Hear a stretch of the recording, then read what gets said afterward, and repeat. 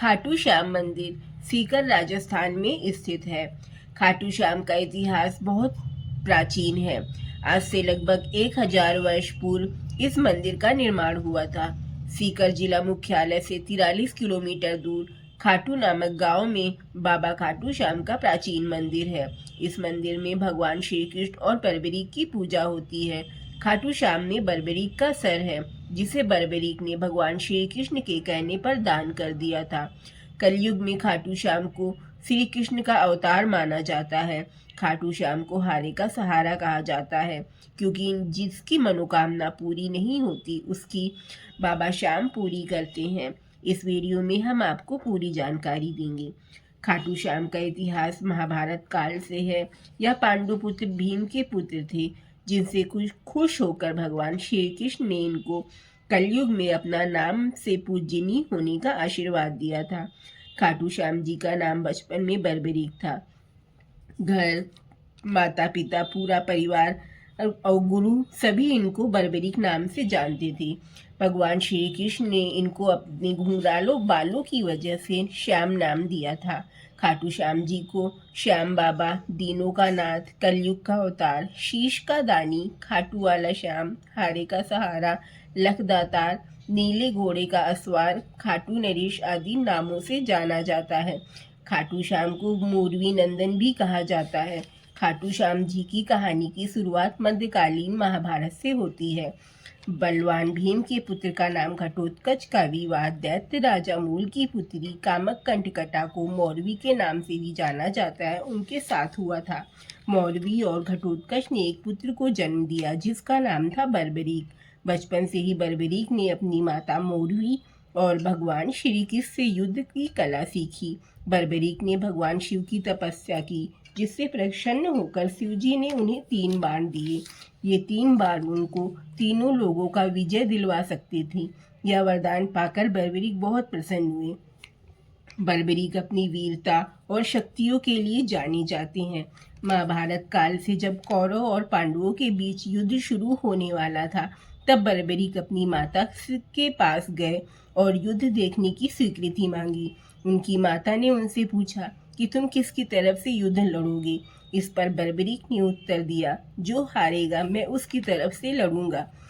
माता की आज्ञा मिलने के बाद बर्बरीक महाभारत का युद्ध देखने के लिए निकल पड़े। भगवान श्री कृष्ण यह सब देख रहे थे। श्री कृष्ण जानते थे यदि बर्बरीक को नहीं रोका गया तो युद्ध का परिणाम पलट देगा। रास्ते में जाते हुए बर्बरीक को श्री कृष्ण ने ब्राह्मण का रूप धारण करके रोका और पूछा, हे बालक, तुम अकेले 3 बार लेकर कहाँ जा रहे हो। तब बर्बरीक ने जवाब दिया कि मैं महाभारत का युद्ध देखने जा रहा हूँ और इस युद्ध में जो हारेगा मैं उसका साथ दूंगा। उपहास पूर्वक श्री कृष्ण ने कहा, सिर्फ 3 बार के सहारे युद्ध लड़ने जा रहे हो, इससे तो 3 सैनिक भी नहीं मरेंगे। यह सुनकर बर्बरीक बोल पड़ी, ब्राह्मण, यह कोई साधारण बाण नहीं है। यह बाण मेरे आराध्य महाप्रभु शिव जी ने मुझे दिए हैं। 3 बाण तो क्या, सिर्फ एक बार से युद्ध को खत्म कर देंगे। हालांकि यह बात श्री कृष्ण को पहले से ही पता थी। बर्बरीक को रोकने के लिए श्री कृष्ण ने उनकी परीक्षा ली। तब श्री कृष्ण ने कहा, बालक, इस पीपल के पेड़ के पत्तों को भेद कर दिखाओ। तभी बर्बरीक ने एक बार निकाला और अपने आराध्य का ध्यान करते हुए बाण छोड़ा, जो पीपल के पत्तों को छेदता हुआ निकल गया और वह बाण श्री कृष्ण के पैरों पर जा रुका। बर्बरीक ने पूछा, आप कौन हैं? आप साधारण ब्राह्मण तो नहीं जो यह बाण रुक गया, क्योंकि आपके पैरों के नीचे एक पीपल का पत्ता है। आप मुझसे क्या चाहते हैं? श्री कृष्ण ने कहा, मुझे दान चाहिए। क्या तुम दे सकते हो? बर्बरीक ने कहा, मांगो, क्या चाहिए। ब्राह्मण ने उनका शीश दान में मांग लिया।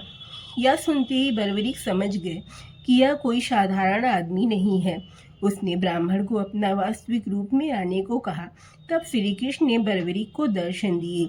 अपने गुरु को सामने पाकर बर्बरीक धन्य हो गए। अपने गुरु को सामने पाकर बलबरीक धन्य हो गए। तब बलबरीक ने रात भर भजन किया और दूसरे दिन फागुन शुक्ला द्वादशी को स्नान करके अपने हाथों से बलबरीक ने बिना देरी किए अपना शीश काटकर भगवान के चरणों में रख दिया। भगवान श्री कृष्ण को एक ही ऊंचे स्थान पर सर रख दिया ताकि बलबरीक महाभारत का युद्ध देख सके। खुश होकर श्री दानवीरता से खुश होकर श्री कृष्ण ने उन्हें उपहार स्वरूप नाम श्याम उपहार स्वरूप आशीर्वाद भी दिया। साथ ही आशीर्वाद भी दिया कि आने वाले युग में नाम से मेरे नाम से पूजे जाओगे। जब भी कोई हारा और टूटा हुआ तुम्हारे पास आएगा, तुम्हारी पूजा से उसके सारे काम पूर्ण होंगे। श्री कृष्ण ने बलबरीक के सर को एक स्थान पर रख दिया। आज विश्वविख्यात खाटू श्याम मंदिर उसी स्थान पर बना हुआ है जहाँ पर उनका कटा हुआ सिर रखा गया था। तो यह खाटू श्याम जी की बेहद अद्भुत कहानी है। खाटू श्याम का महत्व कलयुग के साथ साथ बढ़ेगा। भगवान श्री कृष्ण ने इनको आशीर्वाद दिया था कि जैसे जैसे कलयुग बढ़ेगा तुम्हारा यश लोगों की आस्था बढ़ेगी। आज बाबा श्याम का सहारा बनकर भक्तों के दुख दूर कर रहे हैं और उनके दुख दर्द का हरण कर रहे हैं। खाटू श्याम का महत्व इसलिए भी बढ़ जाता है माना जाता है कलयुग का भगवान माना जाता है। आस्थावान और ऐसा कहा जाता है कि जो व्यक्ति ऐसा कहा जाता है अपने दुखों और कष्टों से घिरा हुआ है और हारा हुआ है एक बार अवश्य खाटू श्याम की शरण में जाना चाहिए। तो दोस्तों उम्मीद करते हैं कि बाबा खाटू श्याम का इतिहास और खाटू श्याम जी की कहानी बहुत पसंद आई होगी। कमेंट बॉक्स में खाटू श्याम घड़ी अवश्य लिखकर कमेंट जरूर करें। धन्यवाद। हारे के सहारे बोलो, हारे के सहारे जय श्री श्याम। जय श्री श्याम।